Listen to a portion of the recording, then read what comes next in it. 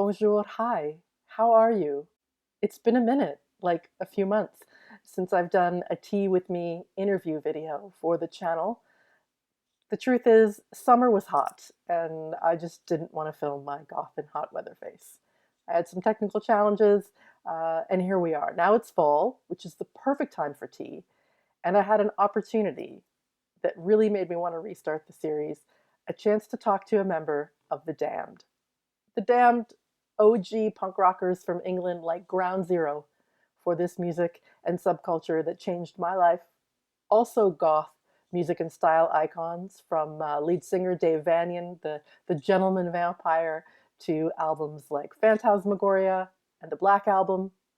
Their latest album, which came out this month, is called the Rockfield Files. It's so exciting that a band from 1976 that I've liked since I was in high school is still putting out new music. And I'm excited to talk to Captain Sensible about it. Now, the Captain is a colorful character. I've been an admirer for years, ever since I discovered this band. Dying to know what makes him tick a little bit. I'm going to talk to him from his home in England about the Rockfield Files, of course, but also bees, and whether Dave Vanian is a real vampire. Enjoy. So let me just start by saying how exciting it is for me to talk to like OG original punk rocker, and especially to see you, because the last time I saw you was here in Toronto, where you had fallen off the stage. Oh yes, that's right. Yeah, that was a painful. Yeah, and it wasn't booze. I have to say, it wasn't overindulging. So the we on these. Thank you very much. That's Mayumi. Hello. Yeah. I actually, when we're out on the road, we have a kind of a stripped down crew because touring is quite expensive, and we don't have record labels to support us and stuff. So we don't take a lighting director. So we're at the mercy of whoever's on on the desk that day, and the person, I'm not dissing them, but the person that day decided at one point to dim the lights, and I didn't actually see that somebody had spilled beer, or maybe somebody chucked some beer on the front of the stage, which I slipped on in the in the scant lighting that was on offer, and I went flying and broke a rib. Yeah, but what can you do? Well, It cost me an arm and a leg, literally. Going to, I mean, we have a health service in Britain where if they patch you up for free at the hospital, but the trip to Toronto Hospital cost me $5,000, and that was just for a couple of scans and some extremely uh, some extremely nice drugs they pumped into me. But the less said about that, the better. well, we all held our breath, and so it's nice to see you in the flesh, even though we are very far away and must do this by Zoom, as everything is these days. So Yeah. thank you for joining me for tea. This is my mug. It's my camping tea mug, All and right.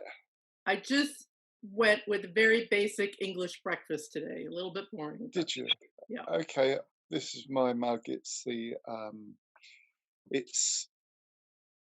what's that lady's name? I always forget. I should know. Kath Kidson. That's right. And it's her doggy mug. I don't know Well, if you can see that. I know you love animals, so I wore an animal print, kind of with that in mind. We're going to talk about the new Damned record, because how cool is it that there's a new Damned record in 2020? But I do like to start all these conversations by just asking you how you're doing in this ridiculous year we're in, and how COVID has affected the band and your lifestyle. Have you taken up any new hobbies? Yeah. Well, funny you should say it. Yeah, I've taken up kayaking. I bought myself a kayak, and I've been paddling out in the sea. I live in Brighton, which is a coastal city, and yeah, I've been pootling around in that and trying to get a bit fitter. And the other thing I've been doing is trying to grow chilies, which you can do. I mean, this is we're in autumn now, getting into the winter in Britain, so it's not a great time to start growing chilies. But I'm keeping them indoors, so in the warm. So yeah, they're doing really well. So every time I come back from the shops now, before we cook any of the vegetables, I'm always getting the seeds out. So this is a new thing for me. In my mid 60s, I'm actually starting to learn stuff about horticulture. Yeah. Well, that is somewhat of a segue, to the Rockfield Files, because the idea of like urban and rural is kind of smashed together here. And when I heard the first song, "Keep 'Em Alive," and I thought, what is it with all the old school punks and bees? Because Debbie Harry is an activist for the bees. Is So she? Oh, good for her. where did this idea come from for writing a song about? I mean, it's about climate catastrophe, but specifically about bees. Yes. Well, I don't generally watch TV or read newspapers, but I mean, you can't escape the fact that there's a lot of um, the demise of the bee populations, around the world is dramatic, and it's obviously something we're doing, and is it the pesticides? Probably. Is it the fact that we're intensive farming? Yes, some of that. We've really got to whatever we're doing, we've got to reverse it, because bees keep us alive, if you like, by pollinating the crops that end up on our dinner tables. So yeah, are a lot of other people doing bee songs? I didn't know, but they certainly need to be supported. And the difficulty was, let me close the window. The difficulty was putting a video together in these strange times, because you can't get together, um, really. So we did it from the bees' perspective, so with a drone, and so I don't know what it must be like to be a bee, or any flying creature, really.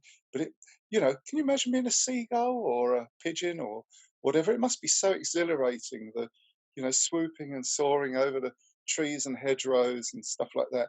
And I think we captured an element of that in the video, which I think is probably a lot better for it, not having too much of us in it, because we're a bunch of old codgers now. But I was really thrilled to see the end result, and the skill of the people, flying that drone, the pilots. I mean, it's really spectacular stuff. Well, it also captured a little bit of the psychedelia that's in that music, right? Like it's kind of trippy, which I like. Um, this idea of like the Damned writing an environmental anthem in 2020 is interesting to me because I have to admit that when I was much younger, I call it my I know everything but I don't know nothing phase of my life. And I used to say to people, if it came out before November 1976, I don't want to hear it.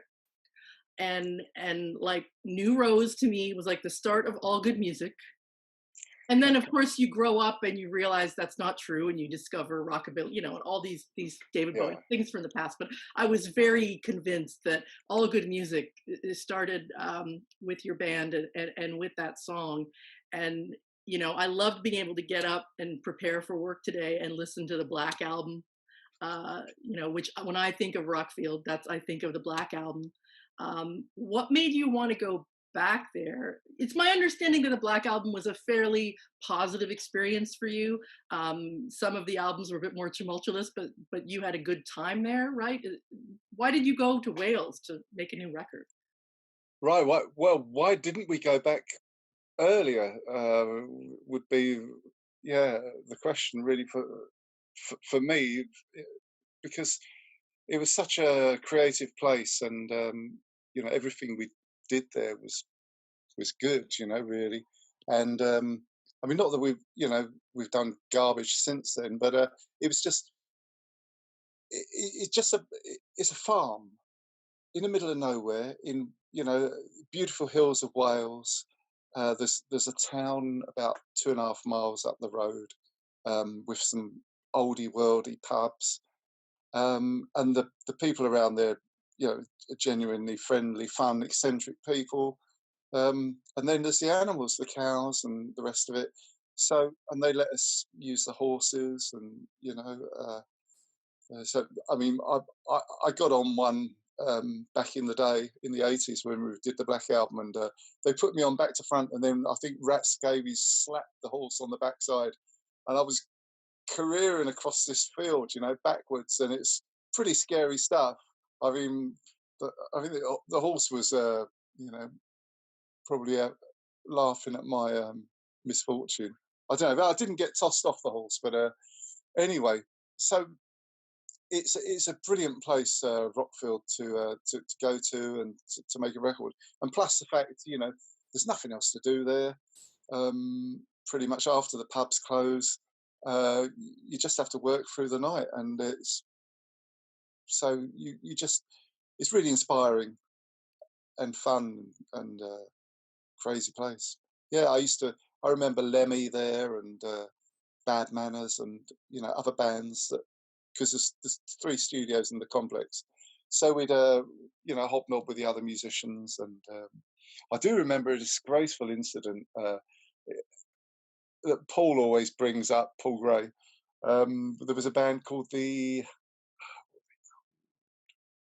Anyway, probably shouldn't mention them, because there was a shared lounge, where the musos would go, to watch TV or whatever, to escape from the studio, and I wanted to sit there and sort of unwind after a grueling, laying down of backing tracks or whatever it was. And there was some bloke from the other band, the Barracudas it was.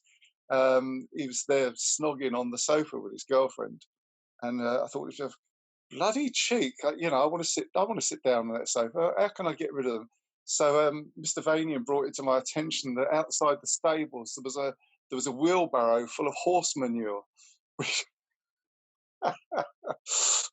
which ended up on the courting couple on the sofa, and they vacated the premises. There you go.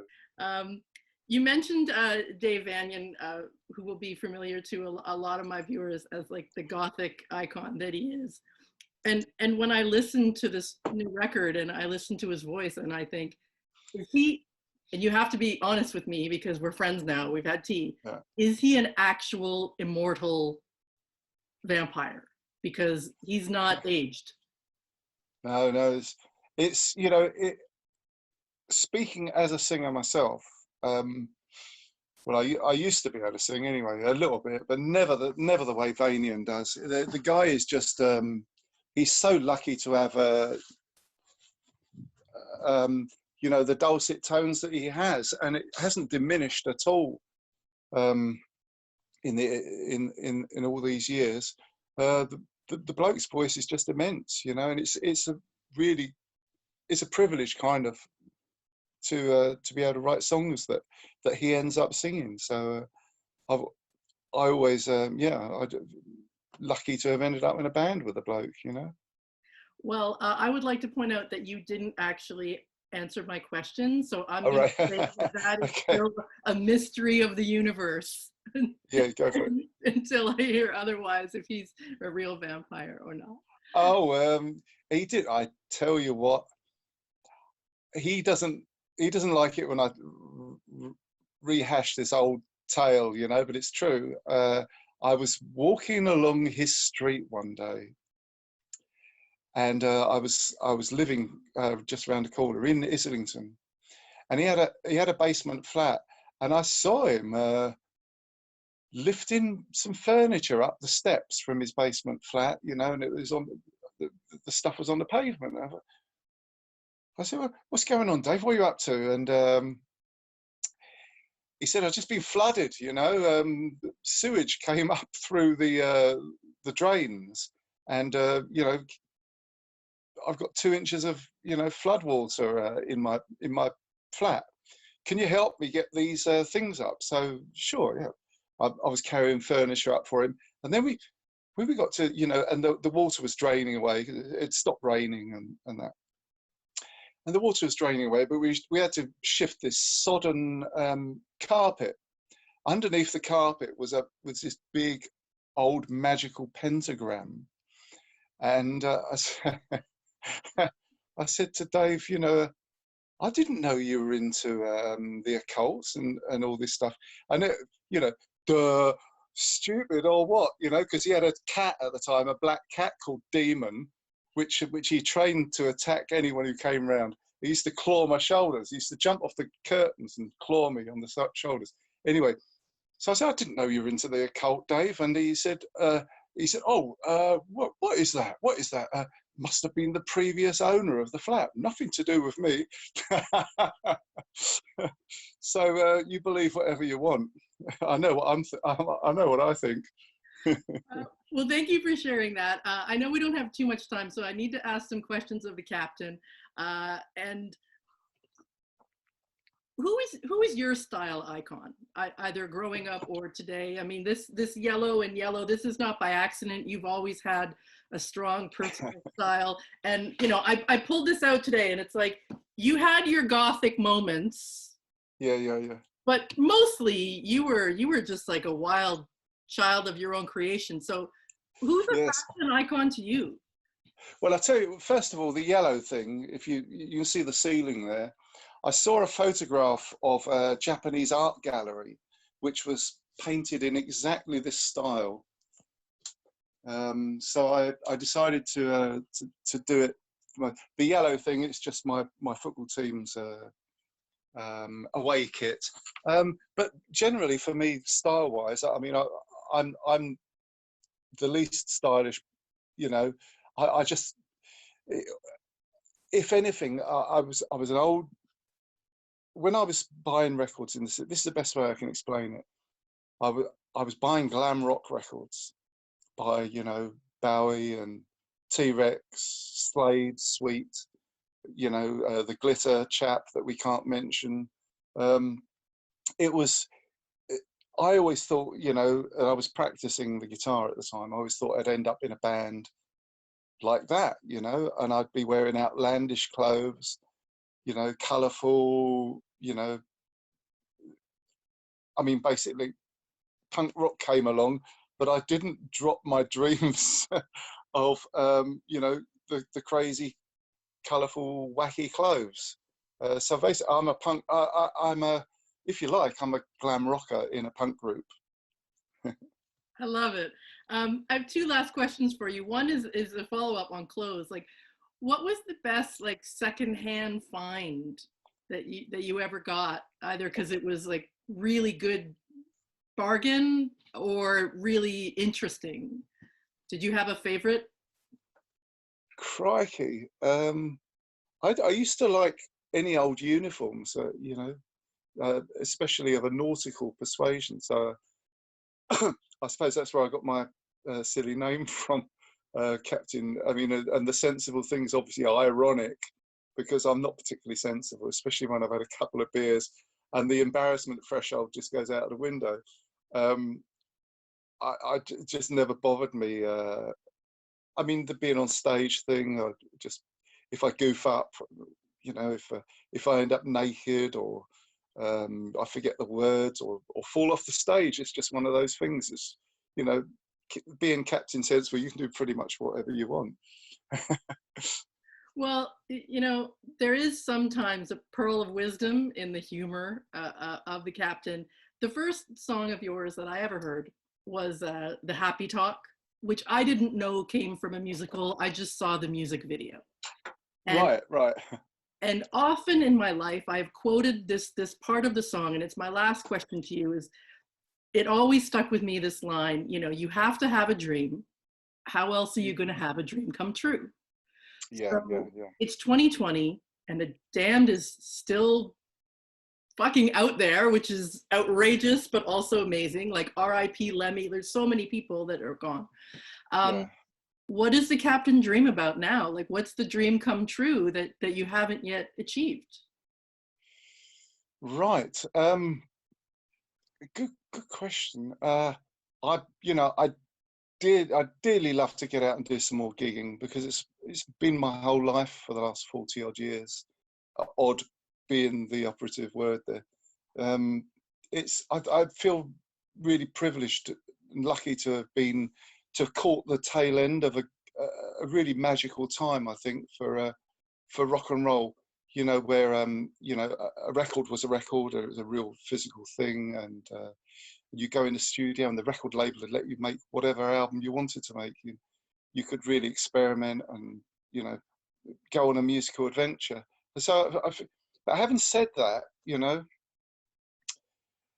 you have to think about the wider thing for the whole human race. You know, maybe we've all, you know, been through a golden period where you know, where we had real freedom to go wherever you want, and, you know, and live the life you want, and whatever things are going to look like in the future. I mean, it's not really my overriding concern being of my age, you know, but for for young people, you've got to, I'm really worried for them, what sort of world we're bringing in here with this, you know, this ID thing, and you know, and all the Big Brother society and all the rest of it. I mean, unless we're really careful, we could be bringing in something really, you know, grim. And I don't think you can trust the politicians, whoever wins the American, you know, election. And you know, what I'm trying to say is you have to be really careful. I'm just a daft punk guitar player, but young people really got to be careful what sort of world they're, you know, sleepwalking into here. Blah blah blah. End of rant. Well, thank you so much. I made a mistake last night, and I watched the American presidential debate, you know, because we're close here in Canada, and gosh, what a shit show. And it was really good to wake up in the morning and just put on, you know, Say Captain, Say What, just wash that all the way, and listen to the new EP. So I appreciate your time. And when you're, thank you. We just have to say what a couple of ropey candidates they are. I mean, a couple of old turds who've had their time, you know, with no new ideas whatsoever. I mean, really, I despair. And I'm, you know, of a certain age now that I've pinned my hopes on so many, you know, elections, and whoever wins, they pretty much just things carry on the same. So I feel that anything that's going to be done, you know, to advance, you know, society has to be done really outside, you know, mainstream politics, because these people don't listen to us. Anyway, so once again, I'm back. Well, that could be another. That would be a much longer. That would be a whole pot of tea. Yes. Yeah. But, yeah. Very nice to talk to you. Thank you, Captain. Cheers. Yeah. Cheers, me dear. Bye. Bye.